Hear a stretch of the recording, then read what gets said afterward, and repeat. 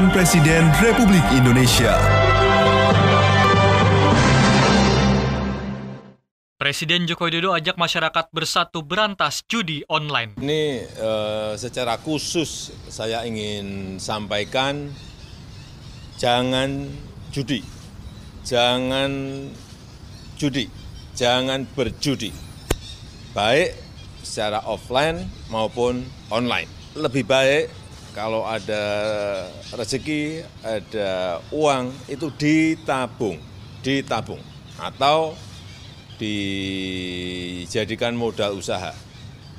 Dan sudah banyak terjadi karena judi, harta benda habis, terjual, karena judi suami istri bercerai, karena judi melakukan kejahatan, melakukan kekerasan, bahkan tidak sedikit yang menimbulkan korban jiwa.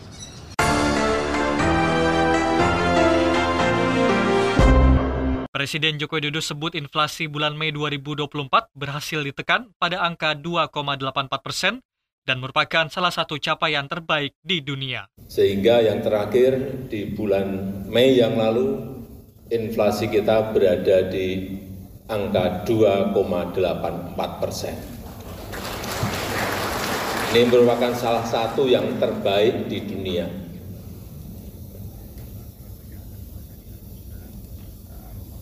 Kalau kita ingat, di tahun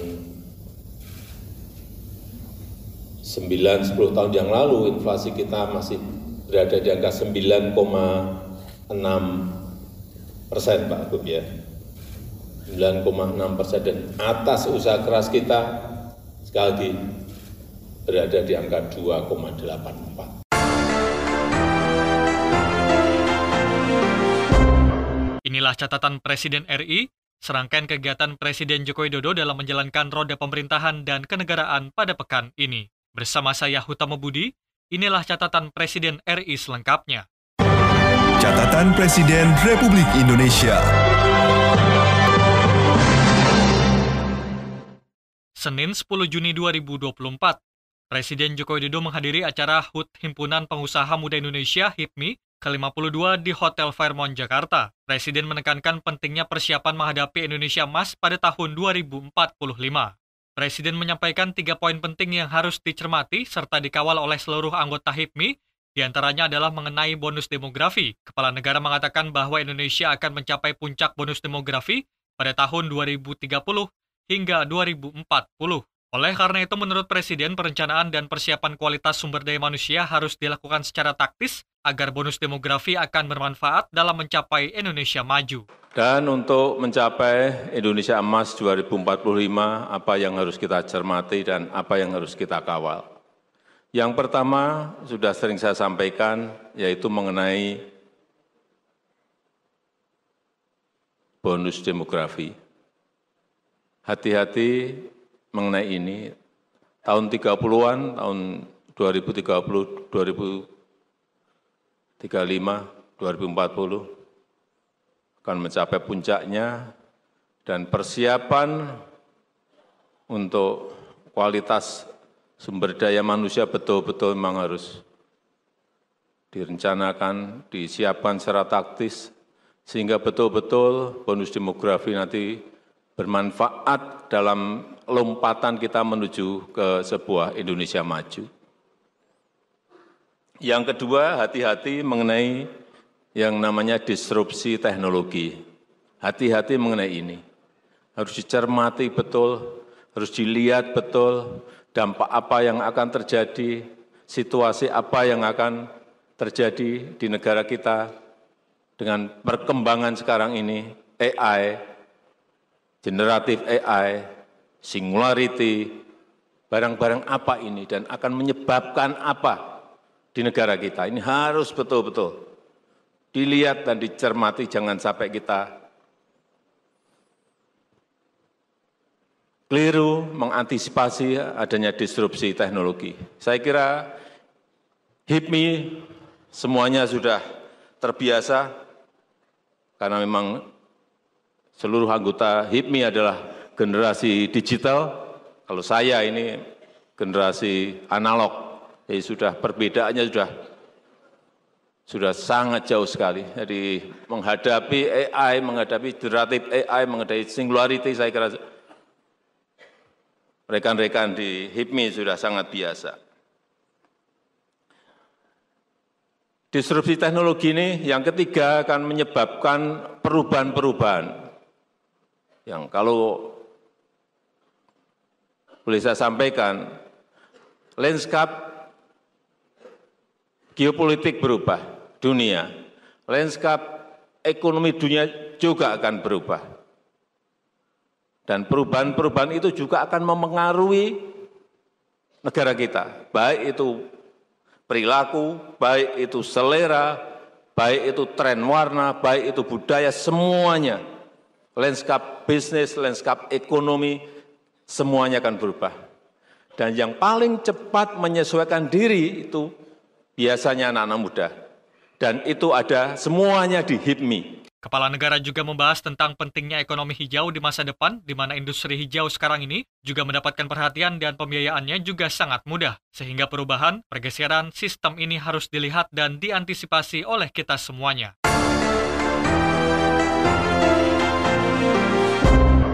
Selasa 11 Juni, Presiden Jokowi didampingi Ibu Negara Nyonya Iriana Jokowi meninjau Posyandu Wijaya Kusuma di Kebon Bedes, Kota Bogor, Provinsi Jawa Barat. Pada kesempatan itu, Presiden Jokowi dan Ibu Negara Nyonya Iriana Jokowi menyaksikan langsung gerakan intervensi serentak pencegahan stunting. Gerakan tersebut dilakukan serentak pada bulan Juni sebagai upaya pemerintah untuk mengurangi angka stunting di Indonesia. Setelah dari Kota Bogor, Presiden Jokowi dan Ibu Negara Nyonya Iriana Jokowi meninjau Posyandu Integrasi RW 02, Cipete Utara, Kebayoran Baru, Jakarta Selatan. Presiden Jokowi pada kesempatan itu menekankan tentang pentingnya konsolidasi dan kerjasama seluruh pihak dalam menurunkan angka stunting. Dalam rangka bulan penimbangan balita yang dilaksanakan serentak di seluruh tanah air, di 338.000 posyandu yang ada. Ini dalam rangka apa? Stunting anak. Karena apapun ini menjadi masalah yang juga harus kita selesaikan. Tapi kita ingat di 2014 kita masih di angka 37. Kemudian selama 9 tahun turun menjadi 21. Memang di ini kemarin turunnya hanya kecil, 0,1, tapi apapun kerja keras dan usaha yang telah dilakukan oleh daerah, oleh posyandu harus kita hargai. Mendampingi Presiden Jokowi dan Ibu Negara Nyonya Iriana Jokowi saat berada di Kota Bogor dan Jakarta Selatan, Menteri Kesehatan Budi Gunadi Sadikin, serta Menko PMK Muhadjir Effendi.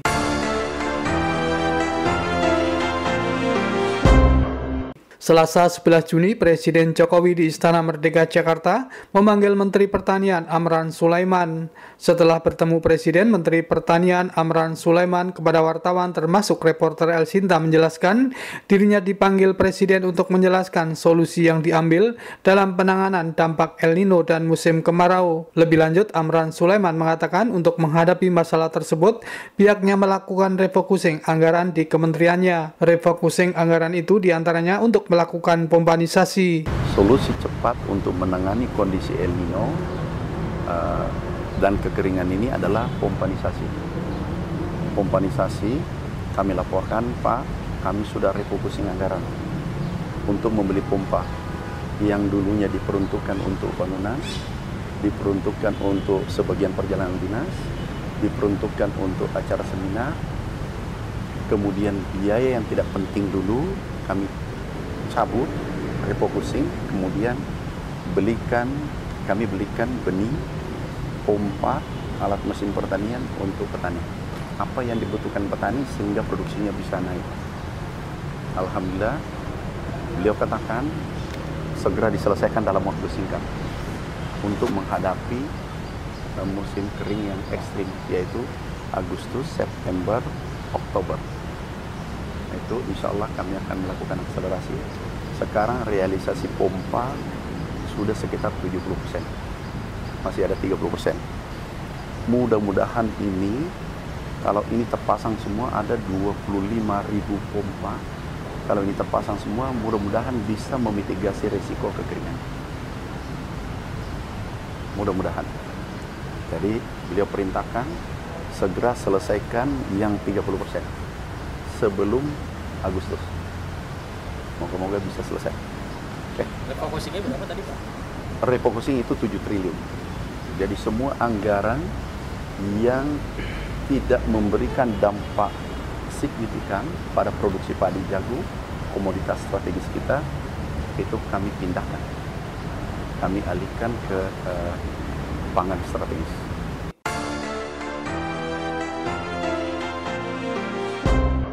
Selasa 11 Juni, Presiden Jokowi didampingi Ibu Negara Nyonya Iriana Jokowi menyaksikan langsung pertandingan kualifikasi zona Asia Piala Dunia 2026 antara Timnas Indonesia menghadapi Timnas Filipina. Laga yang berlangsung di Stadion Utama Gelora Bung Karno, Jakarta tersebut, Timnas Indonesia menang 2-0 pada laga yang berlangsung sangat ketat. Hasil itu memastikan tim Garuda lolos ke babak ketiga kualifikasi Piala Dunia 2026.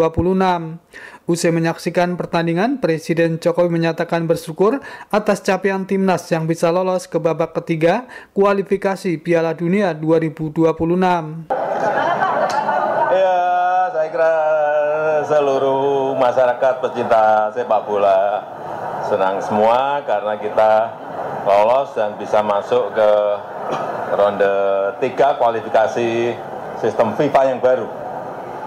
Ini adalah sebuah sejarah dan kita dengan sistem baru ini kita pertama kali masuk. Kita kan lolos juga nih Pak Piala Asia. Ya semuanya kita syukuri, yang lolos bisa masuk ke level yang lebih tinggi kita syukuri. Tapi saya melihat kerja keras, usaha keras dari para pemain tadi luar biasa. Semuanya baik lah, saya jangan memilih satu-satu. Semua baik. Semua baik. Ya udah. Timnas Indonesia merupakan salah satu dari 18 tim yang akan bertanding pada babak ketiga kualifikasi Piala Dunia 2026. Sejumlah menteri anggota Kabinet Indonesia Maju, Panglima TNI dan Kapolri mendampingi Presiden Jokowi dan Ibu Negara Nyonya Iriana Jokowi menyaksikan langsung perjuangan Timnas Indonesia di Stadion Utama Gelora Bung Karno, Jakarta.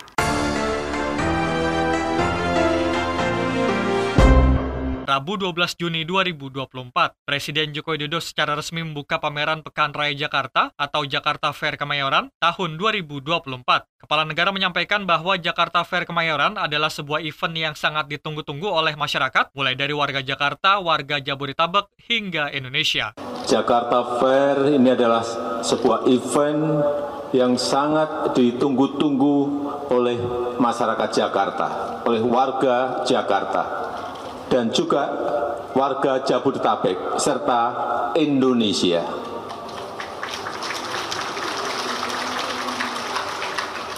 Karena di sini di Jakarta Fair, di Pekan Raya Jakarta ini, masyarakat bisa mendapatkan hiburan dan juga belanja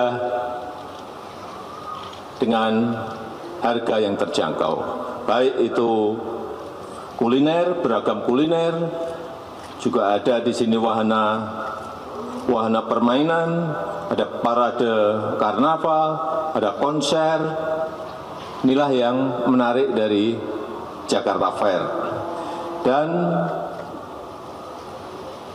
Jakarta Fair Kemayoran ini sudah diselenggarakan yang ke-55. Artinya ini sudah sebuah event yang secara rutin diselenggarakan dari tahun ke tahun, dan ini adalah yang ke-55. Dan tahun yang lalu dikunjungi lebih dari 6 juta pengunjung. Ini juga sebuah prestasi yang luar biasa karena dikunjungi 6 juta lebih pengunjung ke Jakarta Fair.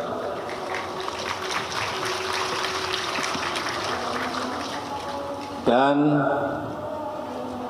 karena sudah ditunggu oleh masyarakat, dengan mengucap Bismillahirrahmanirrahim, pada malam hari ini secara resmi saya buka Jakarta Fair Kemayoran tahun 2024. Presiden menambahkan bahwa Jakarta Fair Kemayoran ini sudah diselenggarakan sebanyak 55 kali. Sementara itu Jakarta Fair Kemayoran 2024 digelar selama 33 hari dari tanggal 12 Juni hingga 14 Juli 2024. Ajang pameran terbesar di kawasan Asia Tenggara ini menampilkan produk dari berbagai macam sektor industri, seperti otomotif, teknologi, komputer, alat olahraga, mode dan pakaian, kosmetik, peralatan dan perabotan rumah tangga, elektronik, kuliner, kerajinan tangan dan industri kreatif, herbal dan obat-obatan, perbankan, serta produk jasa.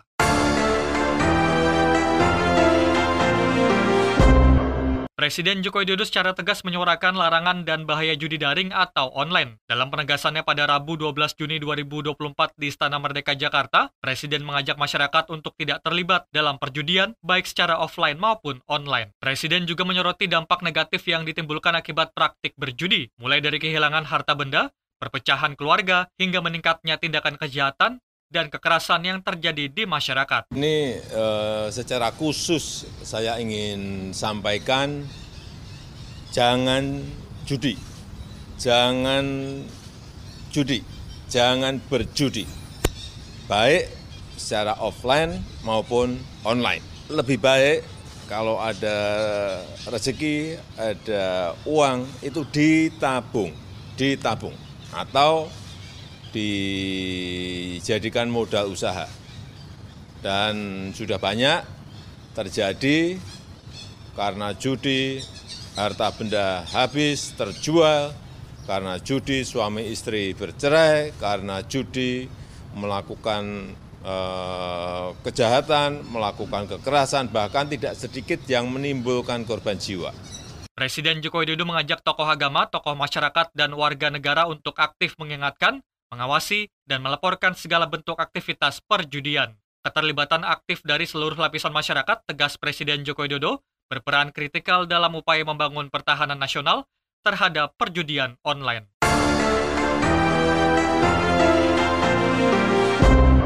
Kamis 13 Juni 2024, Presiden Joko Widodo memimpin rapat terbatas mengenai lanjutan pembahasan persiapan PON ke-21 yang digelar di Aceh dan juga Sumatera Utara di Istana Merdeka Jakarta. Sejumlah Menteri Kabinet Indonesia Maju hadir dalam rapat terbatas ini, diantaranya adalah Menko PMK Muhadjir Effendi, Menpora Dito Aryo Tejo, Menteri Perhubungan Budi Karya Sumadi, Menkominfo Budi Aristiadi, hingga Kapolri Jenderal Listio Sigit Prabowo. Menpora Dito Aryo Tejo usai mengikuti ratas mengatakan bahwa Presiden meminta agar penyelenggaraan PON ke-21 dan Peparnas tahun 2024 dapat dilakukan tepat waktu. Menpora juga memastikan venue yang akan digunakan untuk PON ke-21 di Aceh dan Sumatera Utara akan selesai sesuai target pada bulan Juli 2024. Sumatera Utara, alhamdulillah tadi sudah mendapatkan perintah yang clear dari Bapak Presiden bahwa penyelenggaraan PON dan juga Peparnas 2024 ini harus tepat waktu dan tidak ada kemunduran. Jadi ini kita tekankan kepada masyarakat luas dan juga para atlet seluruh Indonesia bahwa PON dan Peparnas 2024 kita jamin tidak akan mundur dan akan dilaksanakan tepat waktu sesuai jadwal. Mungkin silakan jika ada pertanyaan. Ya, untuk PON di Aceh dan Sumut, progres dari venue pembangunan ini ditargetkan di akhir Juli sudah rampung semua dan siap digunakan. Dan juga sekarang juga dalam rangka bagaimana memastikan para kontingen dari seluruh provinsi siap untuk bertanding dan juga diberangkatkan, dan juga persiapan dari penyelenggaraan nantinya di Aceh dan Sumut untuk PON terkait dengan opening ceremony dan ya. Terkait dengan PON untuk Aceh dan Sumut, terkait dengan venue, ini kebetulan kita juga memantaunya tidak hanya dari pemerintah sendiri, tapi juga bersama dengan KONI dan juga para federasi, di mana progres per progres itu diceknya sesuai dengan fungsinya. Jadi kita pastikan setelah Juli bisa digunakan. Menpora menambahkan bahwa Presiden Joko Widodo telah menyetujui permintaan dari National Paralympic Committee untuk menggelar Peparnas 2024 di Kota Surakarta, Provinsi Jawa Tengah. Permintaan tersebut berdasarkan keputusan dalam Rapat Kerja Nasional NPC tahun 2024 yang digelar di Surakarta pada 28 April 2024.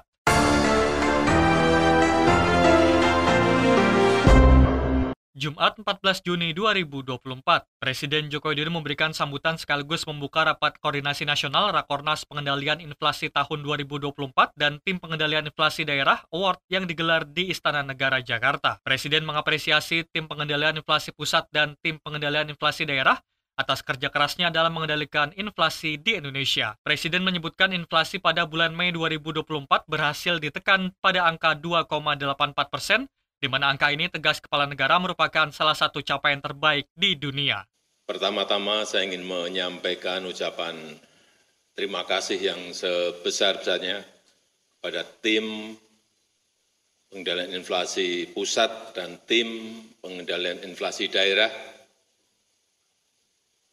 yang telah bekerja keras, yang telah berusaha keras untuk mengendalikan inflasi, sehingga yang terakhir di bulan Mei yang lalu, inflasi kita berada di angka 2,84%. Ini merupakan salah satu yang terbaik di dunia.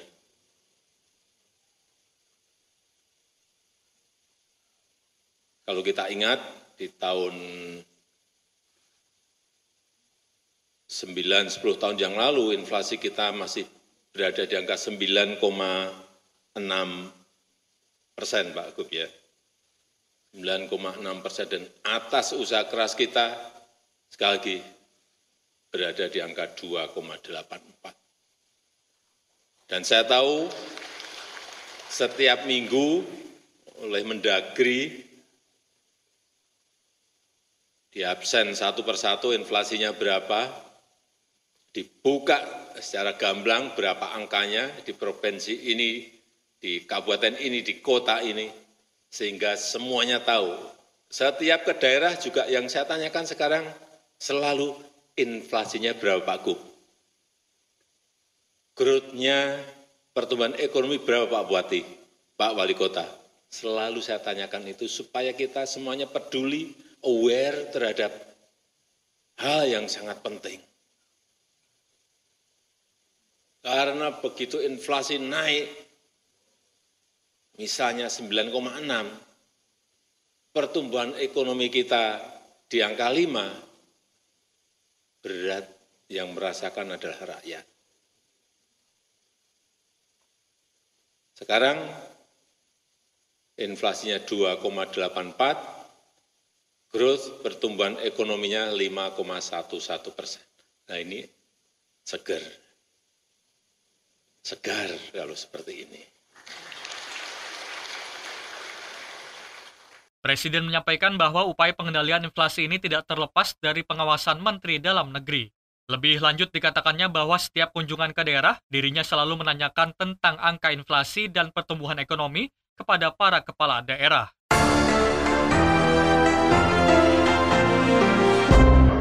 Demikian catatan Presiden RI pada pekan ini. Saya Hutama Budi, Muslihun dan tim liputan melaporkan. Catatan Presiden Republik Indonesia.